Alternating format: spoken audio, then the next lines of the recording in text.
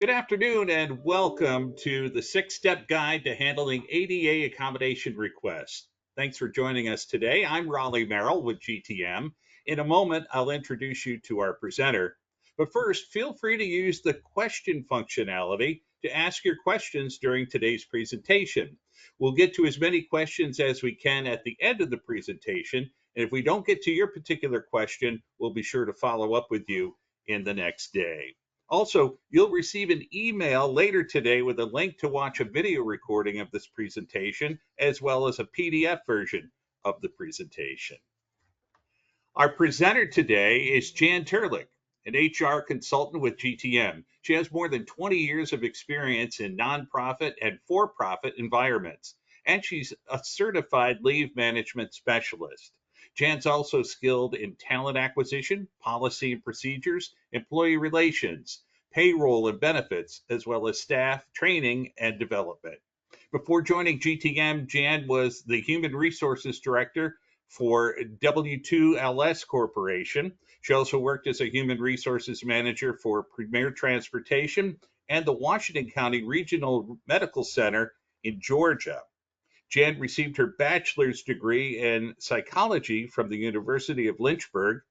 And now I am very proud to turn things over to her. Here's Jan Terlich. Uh, Hi, everybody, and thank you, Raleigh. Welcome, everyone.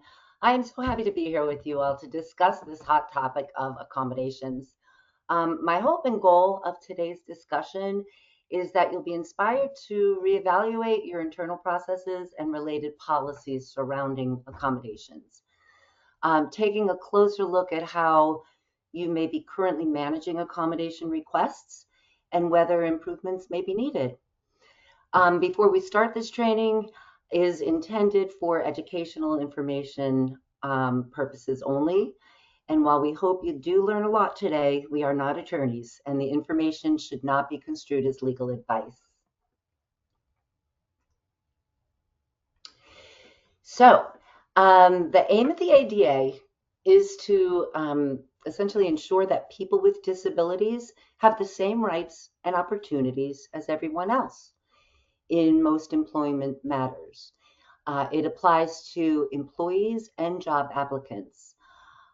Title I of the ADA is enforced by the EEOC, which stands for the Equal Employment Opportunity Commission, and it protects qualified people with disabilities from employment discrimination. It prohibits an employer from retaliation against any employee for asserting their rights under the ADA. The aim of the ADA is to ensure that people with disabilities have the same rights and opportunities as everyone else in most of the employment matters. It applies to employees and job applicants and for employees with 15 or more employees.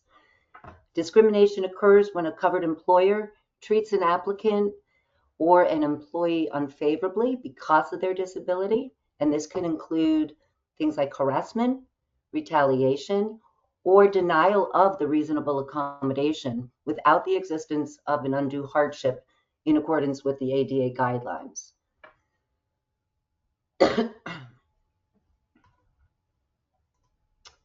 Okay, so the disability defined by the ADA. There are three factors that determine what qualifies as a disability under the ADA. First, a person having a physical or mental impairment that substantially limits a major life activity. And a limitation is defined by comparison to an average person in the general population, and whether the disability impacts a major life activity, such as the ability to breathe properly, issues with being able to communicate, or being able to adequately walk, work, and issues with concentration or interacting with others. So it also protects people who have a record of such impairment and people who are regarded as having such an impairment. A qualified disability does not have to be a permanent or a long-term condition. It can be a temporary disability lasting less than 6 months, and this is clarified by the EEOC. All right. So, a qualified person with a disability must meet the requirements of the position, flat out. They must have the skills, any required certifications or licenses. They must meet the required work experience or education, and any other job-related qualifications that the employer deems necessary for that position. You also have to make sure that they're able to perform the essential functions of the role with or without a reasonable accommodation.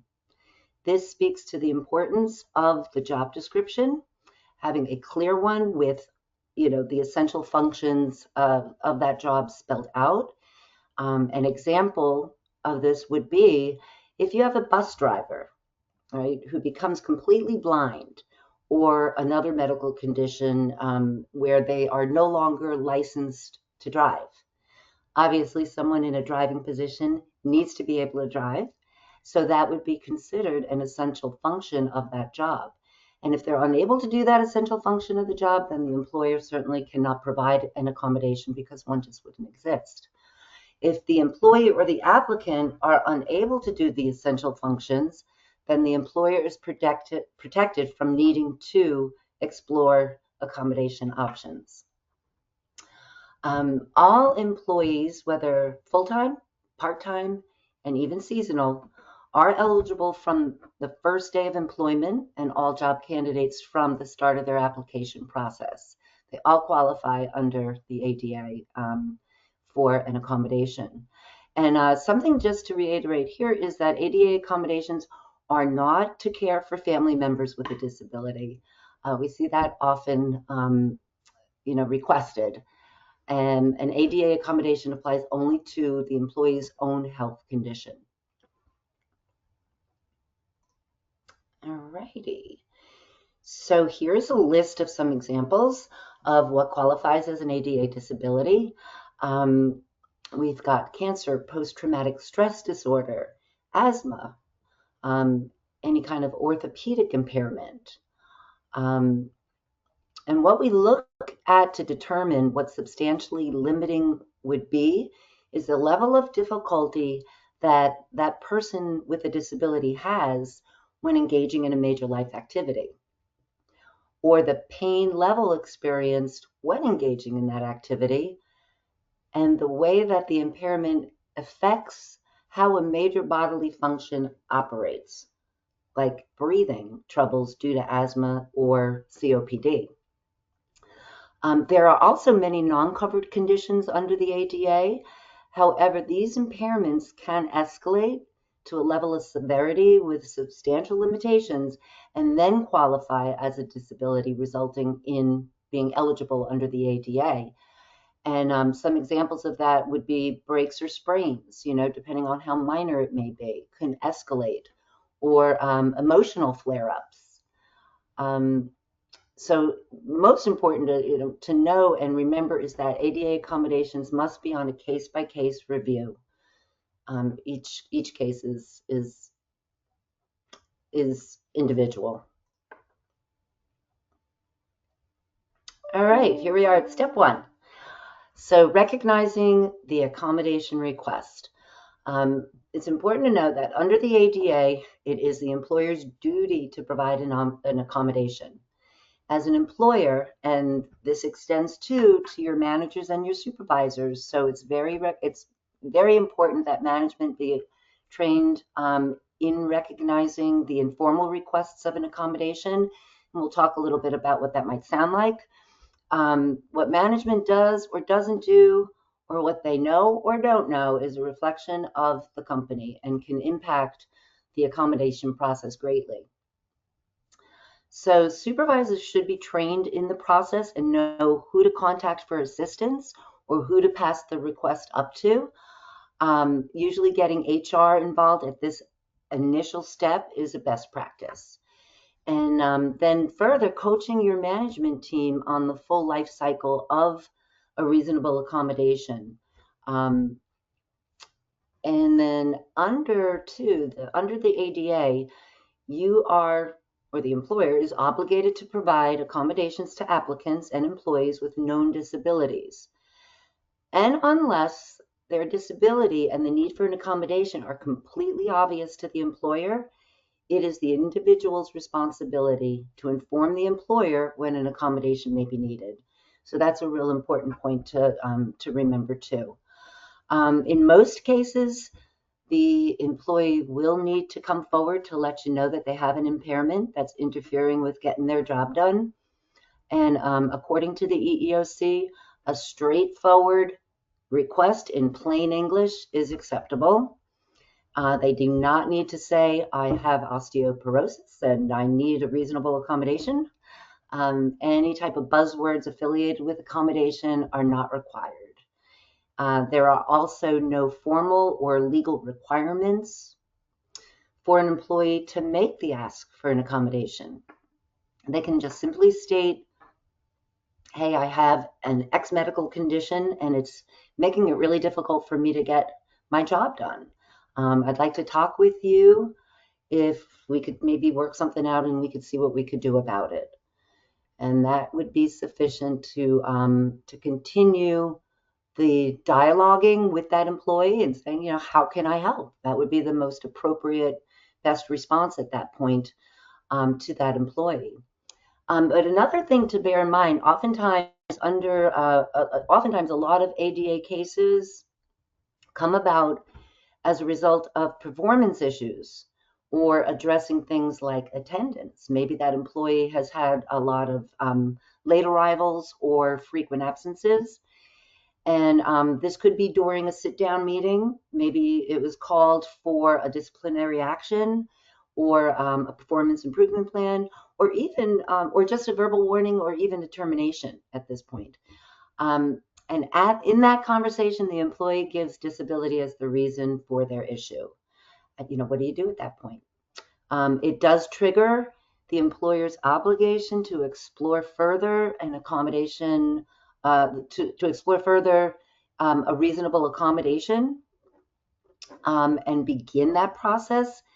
However, you are allowed to move forward with whatever action you were planning to move forward with because you did not know, you were not made aware of the need for an accommodation. There's no reason that you need to backtrack and apologize for not knowing, and let's forget this whole process and we'll just move forward. So whether it's a warning, a PIP, or a termination, you are not obligated to reverse these decisions that you had already been planning to move forward with. But you certainly can if you want when you are made aware of the need for an accommodation. Okay, that was a little lengthy. Alrighty. So we are at the general outline for what that process of an accommodation request may look like, right? The first step is that the employee's need for an accommodation is now known, whether that employee has asked for it or the employer has a reasonable belief based on an objective evidence that it's just been observed.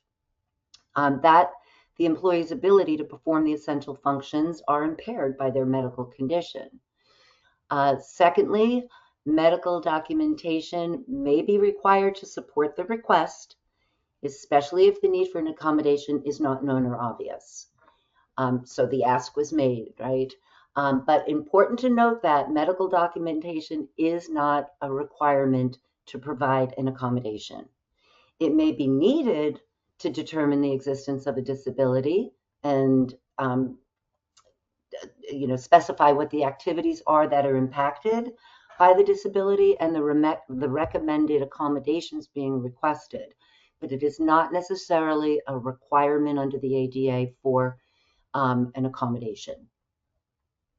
The main reason for this is that when accommodations are available to all employees as a matter of practice or policy, such as a flex schedule or remote work, which I see with some of my clients, employees that do have a disability should not have to be jumping through hoops by providing medical documentation to receive those same benefits as other employees without a disability.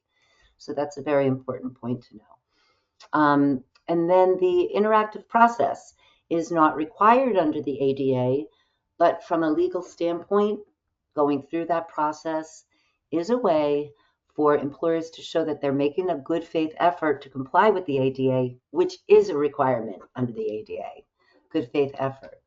And from a practical standpoint, the individual is often the best resource to gather information about their medical impairment, what their limitations may be, and these employee-employer discussions definitely help ensure that the effective accommodations are provided. So depending on the structure of your management teams, HR should be involved early in the process. Okay, thank you. So we mentioned briefly the interactive process. Very, very important, though not required, as just previously stated, very important process to the accommodation life cycle. When does it begin? It begins with the accommodation, when the accommodation need is made known, and the discussions should continue through all phases of the process. And the goal of these conversations is in effort to reasonably accommodate that employee, right?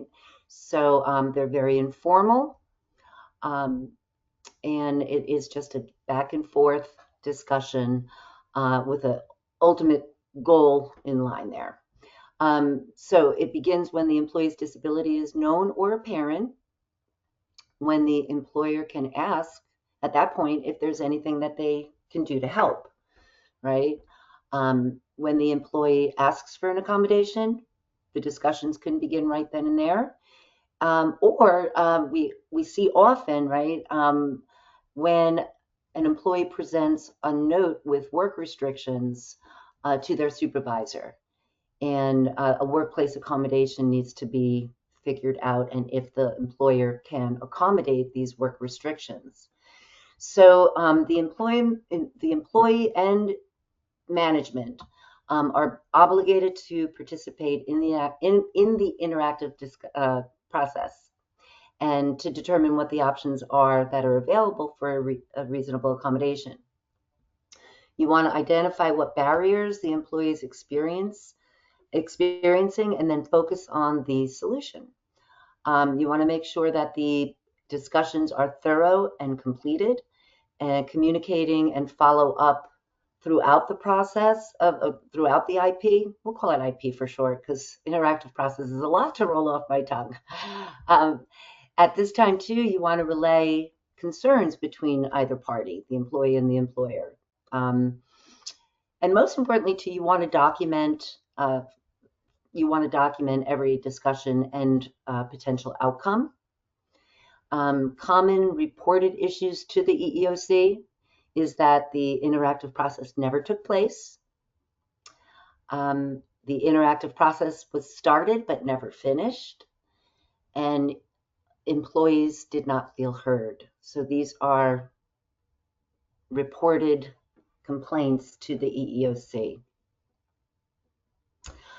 All right, moving on. So as an employer, this is what your responsibilities look like as in general, right? Be thorough.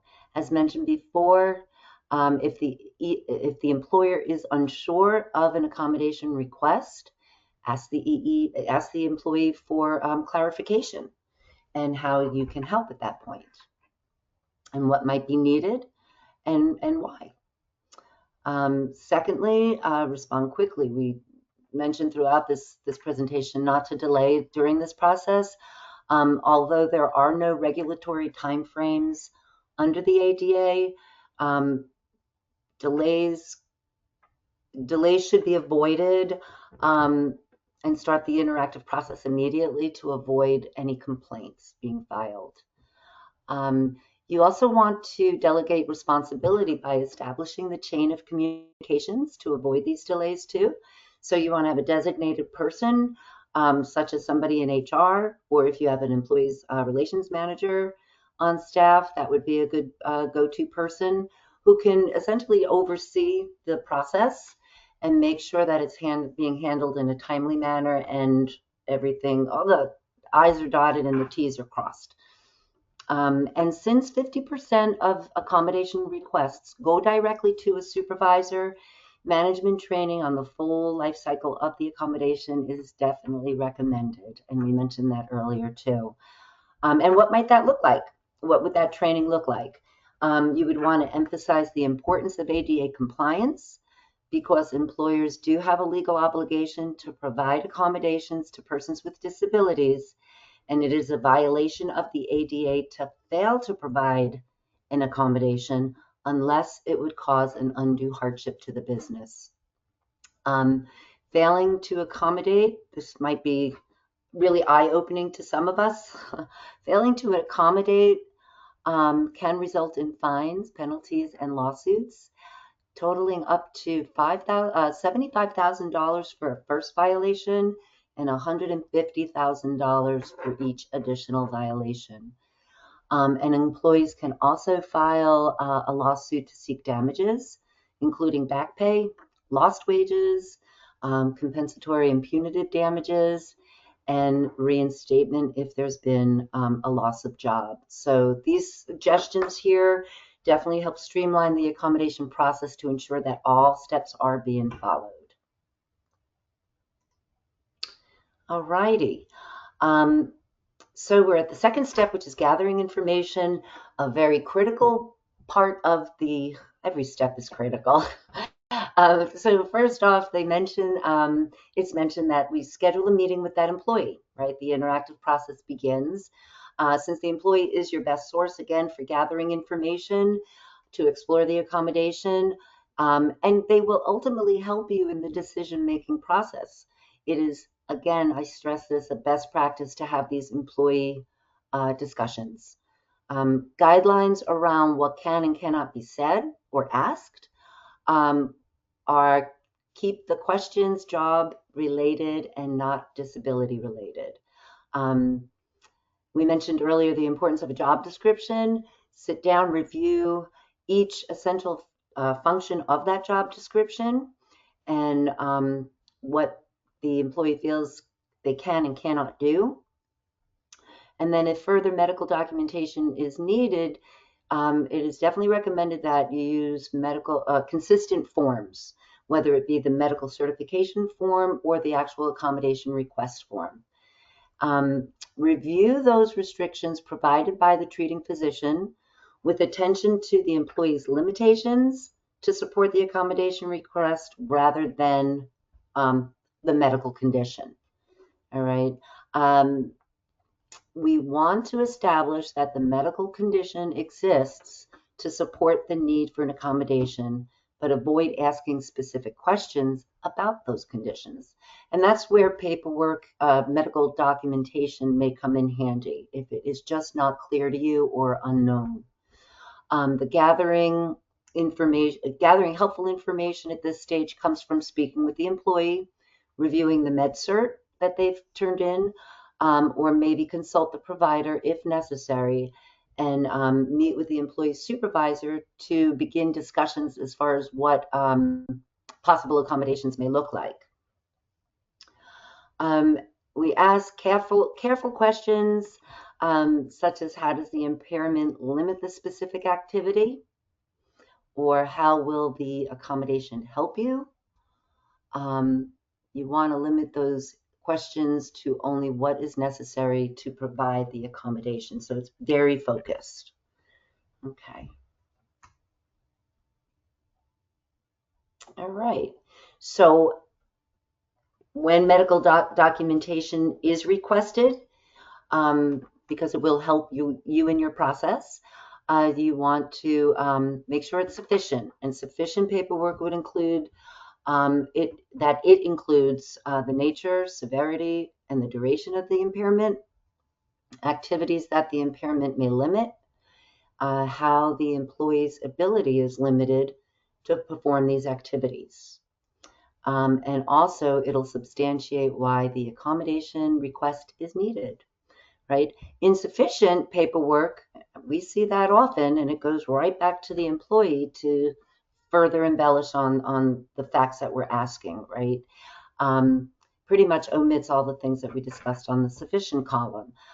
Paperwork that is missing this critical information, um, the employer, if they do not, if the employer does not receive clear medical documentation from the provider via the employee, then then the accommodation can be refused. The employer can also refuse the accommodation when documentation is not provided, whether it's insufficient or not, or when the employee fails to engage in the interactive process. So it's important that the employee, to speak to the last bullet on the insufficient list, the doctor that they ask just may not have the expertise to give an opinion on their medical condition. And I have seen this on occasion too in reviewing paperwork. So when employees ask me who should fill out their paperwork, my answer is usually the doctor that is managing your specific health condition concerning this accommodation request. A general provider just may not be knowledgeable in, let's say, an orthopedic condition and be able to give their expert opinion on the condition or make any recommendations for what kind of accommodation may be needed for their limitations. So it's always best to ask the doctor that's overseeing that medical condition for the accommodation request. All righty. This is an important one here too. Considering the essential functions of an employee's job description, right? And how are the duties and tasks considered to be, how are they determined to be essential functions? So the EEOC does consider as evidence the job description that was written before a job was posted or advertised. And we examine whether that each specific duty or task is necessary to perform that job, how frequently is the task performed, and how much time is spent doing that task or job duty, right? Consider if the task can be redesigned or performed in another manner, or if it can be reassigned to another employee to help with the accommodation process. So let's look at our bus driver example that we spoke about before. So for their job, they must be able to drive, but they may not be able to refuel their car or the vehicle or perform regular maintenance duty on the vehicle due to their medical condition. At this point, then the employer would look at and ask, is refueling or performing vehicle maintenance necessarily necessary to perform their job as a driver? And how much time is spent on these tasks, right? Can these tasks at this point be redesigned or reassigned so that it doesn't affect the dominant task of the job, which is driving in this example? So that's something to bear in mind when examining your essential functions. In addition to the job description, the EEOC also considers as evidence the actual work experience of present or past employees in this job and the consequences of not requiring that employee to perform a function. So you ask yourself, is it truly essential to the company or that position? And lastly, on this note too, it's important that to note that attendance is often an essential job function. I know that's a big one, right? Attendance is an essential job function in many, many roles. And for an example, for an accommodation request for remote work would not be a reasonable accommodation for a bank teller. They're customer facing. They need to be, providing services to the customer on site.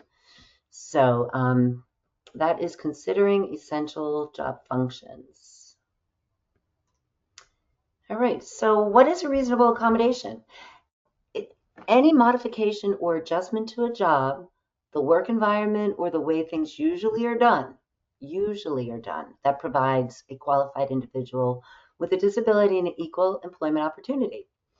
And determining what is reasonable may sound subjective, and it's clearly not a black and white thing. But but ultimately it is whether or not the accommodation will create an undue hardship on the business. Under the ADA, there are three aspects when an accommodation may be required. Number one, to ensure that equal opportunity in the application process, to enable a qualified individual with a disability to perform the essential functions of a job, and three, to enable an employee with a disability to enjoy equal benefits and privileges of employment, the same as everyone else. So that is a definition of a reasonable accommodation. All right. So we talked about the employer responsibilities. What are the employee responsibilities? As we said before, that it is their responsibility ultimately, if the disability or impairment is not visible, that they make the ask for the accommodation. They present that need to management. If asked, they are to provide the sufficient medical documentation. Okay, it's not up to the employer to contact the doctor for further information or initial paperwork. That responsibility is the employee's. They are responsible and obligated to stay engaged throughout the whole interactive process from start to finish, and to respond to follow-ups by the management. And as stated earlier, too, again, failure to engage can result in denial of an ADA request. So it's very, very important that the employee is responsive for the life cycle. And we'll talk more about that in the further steps, in the additional steps, rather. So practical guidance for interactive discussions, right? These are just some guidelines. Number one, discuss how the employee's job duties are negatively impacting their disability. You want to discuss what accommodations are being requested. Discuss how the required accommodation will allow or enable that employee to perform the essential functions of their job, and then discuss considerations for reasonableness versus an undue hardship. So this is between the employee and employer, whatever delegated staff you have to speak with the employee. Typically HR and supervisor are involved. An employer is not obligated to provide an employee's preferred accommodation if another reasonable accommodation exists that enables the employee to perform the essential job function. A good example of this, the employee may come to you and say, I found the perfect chair that will help with my, my sciatic condition. And I found it for $450 on Amazon. The employer has the right to shop around, and if they find a suitable equivalent chair for $200, you can tell the employee that the reasonable accommodation would be to provide them with this chair that you had found, and that is sufficient. So though we consider their requests, it is not necessary to necessarily abide by that request. The interactive process also does not end just because an employee's initial accommodation request is unreasonable.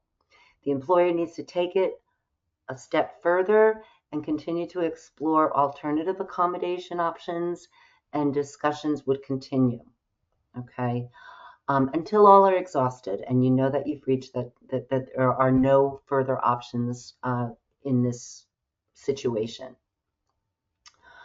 Some other things that can be talked about too during these discussions, right? We talked about you can ask which specific essential functions are affected by their medical condition.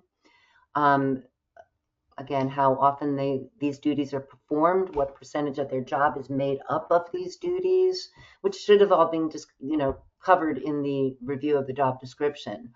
But more specifically, we also see requests for intermittent flare-ups under the accommodation. So good questions at this stage would be to ask that employee, how often do these typically occur? Or how many days per week would it occur? To give you a heads up as far as knowing how this accommodation will roll out. What causes or triggers them, as it is related to the work environment or their essential job duties.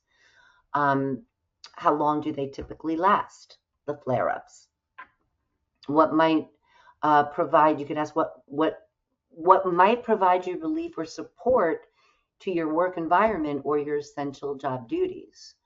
Um, for an accommodation request that involves breaks or time restrictions, you can ask how often do you need breaks.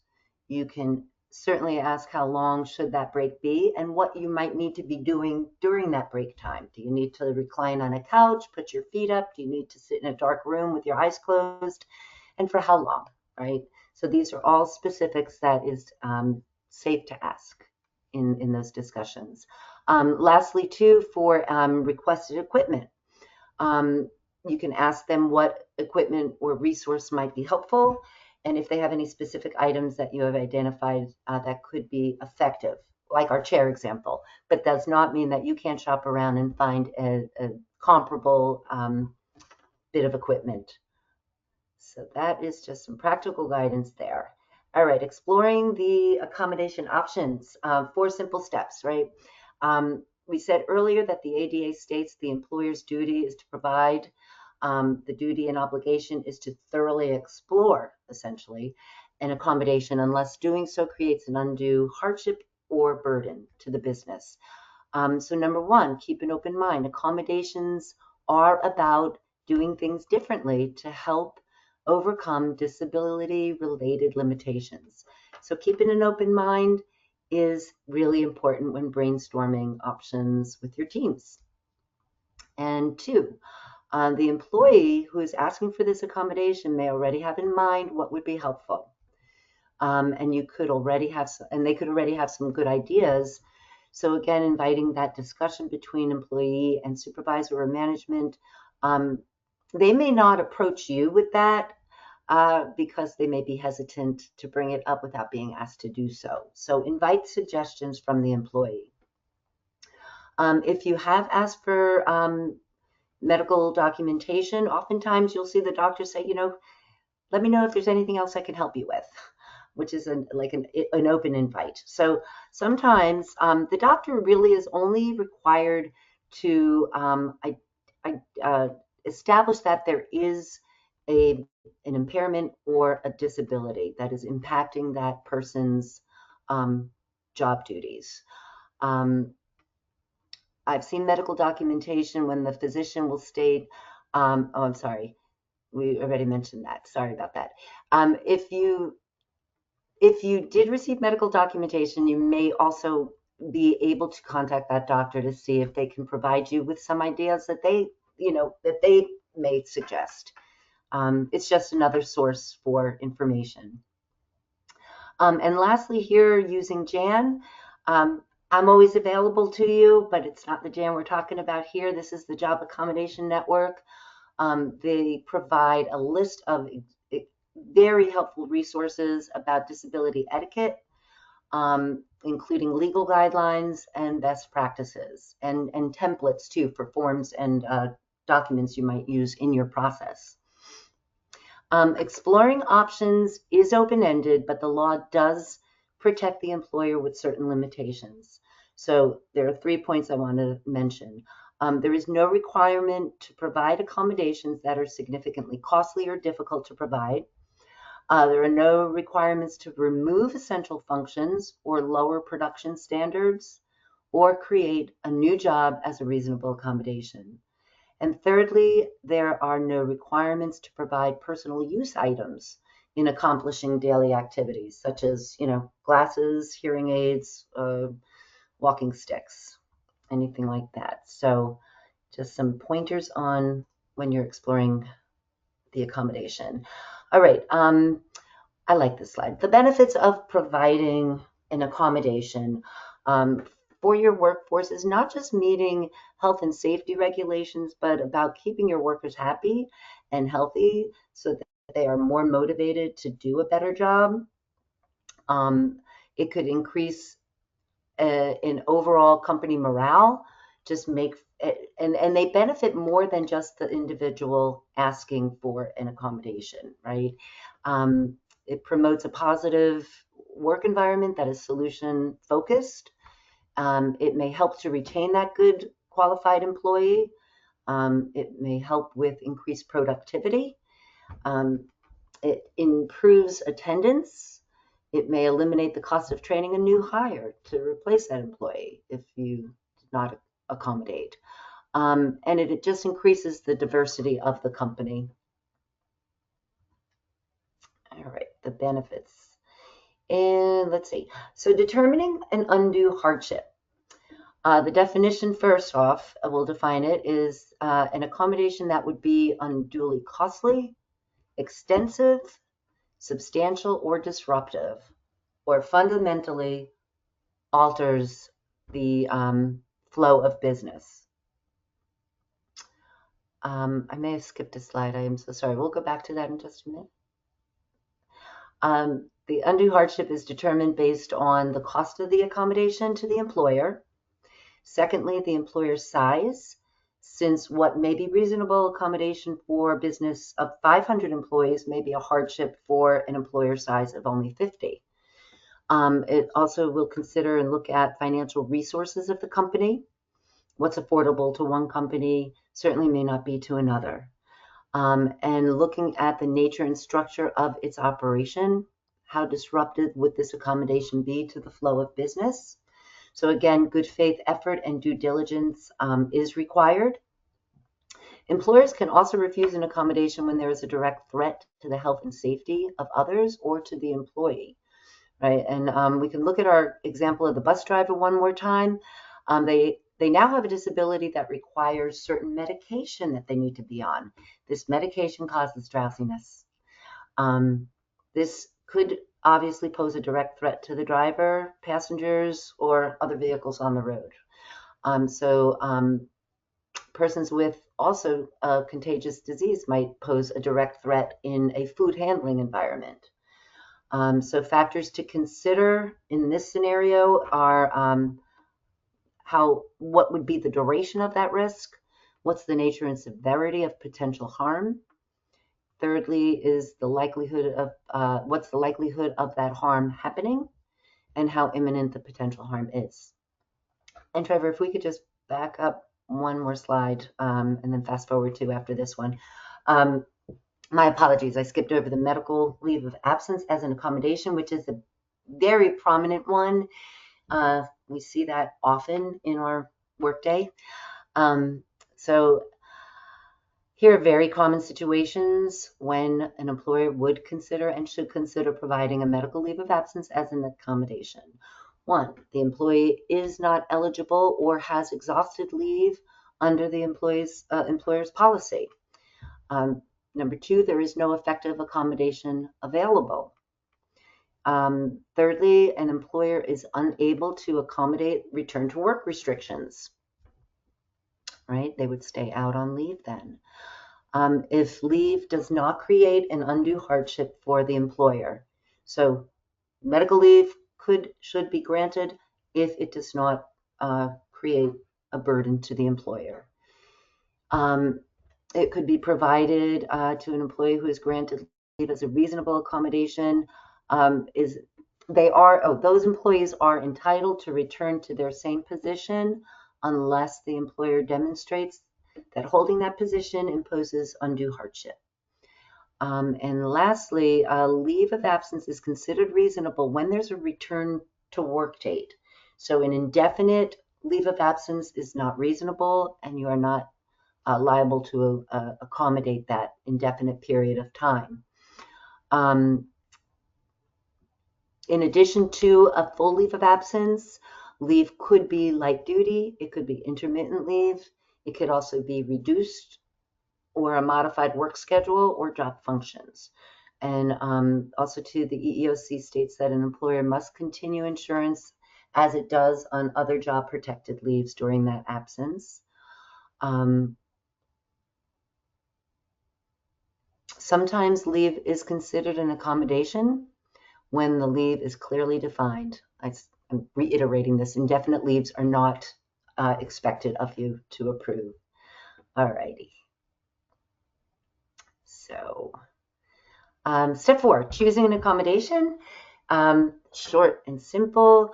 There may be a number of possible accommodation options, right, that are reasonable that an employer may have to provide in connection with these modifications to the work environment or adjustments in how things are being done or how the job is performed. So number one, you want to consider the employee's preference or suggestions when possible, but that is not a requirement under the ADA. All right, the employer ultimately chooses and implements the accommodation. You want to discuss with direct supervisors and members of management involved with the decision-making process, so that they can also be involved in the monitoring and overseeing the accommodation. Consider a trial period here. Consider implementing it on a trial basis is definitely recommended. This gives you the time and ability to determine if it's going to be effective during a short, it also provides a short-term solution. And if it is effective, then you can approve it for a longer duration. I have several clients that do work in this way where they'll be approved and evaluated every 30 days or 60 days, and another client even on a quarterly basis, where they have everybody coming due on a quarterly basis, which makes it easy to evaluate. And then lastly, too, when doctors indicate, this is an important point, when doctors indicate often on the documentation that it's a chronic condition, permanent, and they will say it's open-ended or it's a permanent request. The employer does not have to agree to that. It is your decision, and it is always best to approve a trial period first to see if it's going to be effective. And then some examples of a reasonable accommodation. Modification to your physical workspace. It could be making the location wheelchair accessible. It could be job restructuring, as we talked about earlier, reassigning some of the non-essential functions of the position. It could be a modified or a part-time work schedule to accommodate medical treatment, such as chemo or radiation for that individual, or for frequent physical therapy appointments. It could be acquiring equipment that could be that would help with their limitations. It could be a change in their lighting in the work environment, or purchasing special computer screens for individuals with visual sensitivities. It could be changing policies or training materials to ensure that someone with a disability adequately understands the material, and providing qualified readers or interpreters with someone with a disability, or reassignment to a vacant position that already exists, and that is key. Removing essential functions on what a reasonable accommodation is not, is removing essential functions, going back to our bus driver. Driving is an essential function of that job and would not be reallocated, right? So it is not required to create new jobs under the ADA, though the employer certainly can do this to accommodate that employee. It's not recommended, it's not required. Personal need items are not expected as part of the ADA to be provided by the employer. And this list is not exhaustive, but you can see how physical changes to a work environment, policy enhancements, and more accessible communications can benefit the greater population, as we said before. Alrighty, reaching the end, everyone. Step 5, implementing the accommodation. So this step is very important to the success of your accommodation, making sure that all the necessary steps are taken to implement. Number one, if equipment is involved, then it needs to be properly installed and may require training for the employee on proper use. Secondly, if it involves a schedule change or a policy modification, certain managers and supervisors may need to be brought up to speed on how this change would effectively implement the accommodation. And if it involves reassignment, the employee fairly would need time to acclimate to that new role. Some important considerations for management when implementing an accommodation Do not delay. We stressed it throughout the whole discussion so far. Keep it moving as quickly as possible, yet thoroughly as possible. All right. Only inform those that need to know or will be affected by the accommodation. And very importantly, do not share medical information with coworkers, obviously, including when someone requests or is receiving an accommodation. And I'd like to talk to that last point just briefly. As we said before, managers and supervisors do represent the company and can only share ADA information on a need-to-know basis. So, I'm sorry. Coworkers could raise questions to a supervisor, like why does this person seem to be getting special treatment? Why are they always leaving early? Or why do they have a hybrid remote work schedule? They do not need to know that the employee is on an accommodation for medical reasons. That is not the appropriate answer. But at this point, the management is responsible. It is their responsibility to promote an atmosphere that working together professionally is a condition of employment.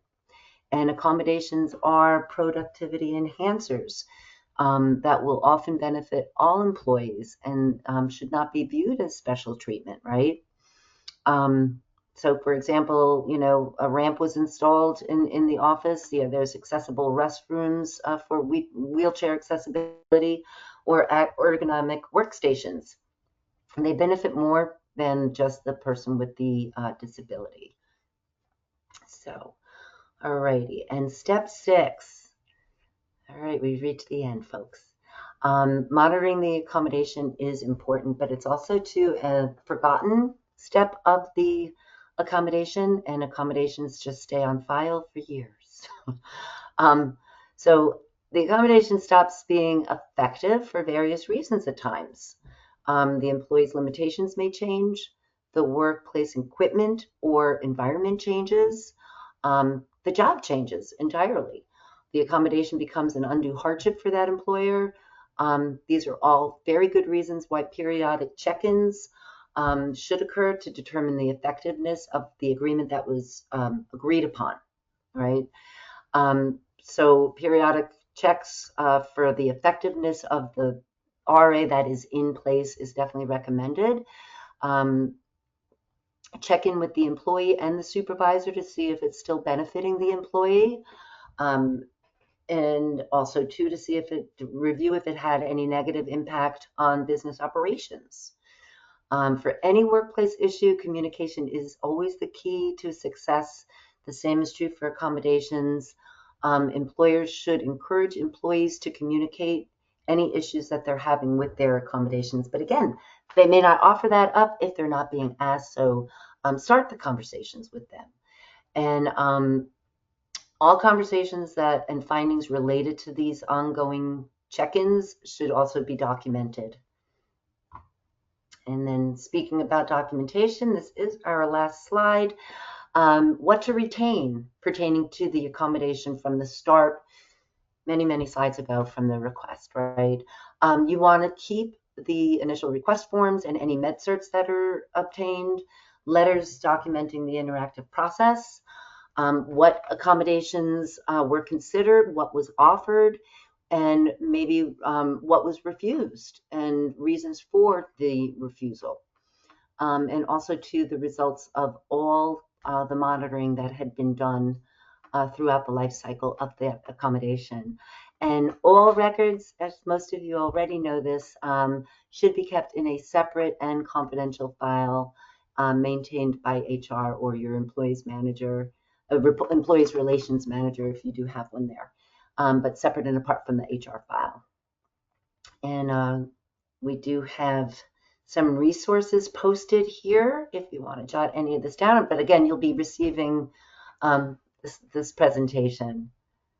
And I just thank you for your time. Jan, thank you very much. Great job. Thanks for all the information you shared. We might take a moment for a couple of quick questions. We'll let you catch your breath for a moment while I give you a quick word about GTM's Leave Management Service. GTM's Leave Management Administration Service helps plan, track, and handle employee leaves, including administration, claims management, return to work support, and reporting. The service is delivered via a secure cloud based solution and backed by a dedicated team of specialists who are SHRM certified and FMLA certified professionals, just like Jan. They can help you with FMLA, ADA, short term disability, and many other leave programs available to your employees. Letting GTM handle your leave management administration means you control your costs, alleviate your administrative burden, mitigate risk to your company, reduce absenteeism, streamline your leave process, receive a robust reporting, improve your employee experience, and increase productivity. All right, so I'm just going to throw a quick question out to you here, Jan. This is came in from our people who registered for the event. Here's one. Can you clarify if temporary disability, such as a rotator cuff surgery, would be considered a disability under the ADA? That's a great question. So, yes, a rotator cuff injury or surgery can be considered under the ADA when it's a physical impairment that substantially limits a person's ability to perform that major life activity, right? So it goes back to defining the disability. Um, let's suppose your employee, well, I'll end there because I know we're short on time. I'm so sorry. I'm long-winded here. So yes, it is considered a disability under the ADA and would qualify as for an accommodation. Very good. Okay, so we have a couple other questions that are out here, but just based on time, what we'll do is we've offered to get back to people who've asked specific questions. We can do that. And if we move the slide to the next one, I think we'll have your, there it is. We have your contact information there. So if anybody has additional questions, you can reach right out there and talk to Jan. Or if you have some interest in information from our GTM leave management services, you can talk to Keto Delgado, and there is his information there as well. Thank you, everybody. Jan, thank you so much. We have people complimenting you in the chat here on the screen. People appreciate all the information you shared. Thank you, all of you, for joining us today, and we wish you a great rest of the day. Thank you. Bye bye.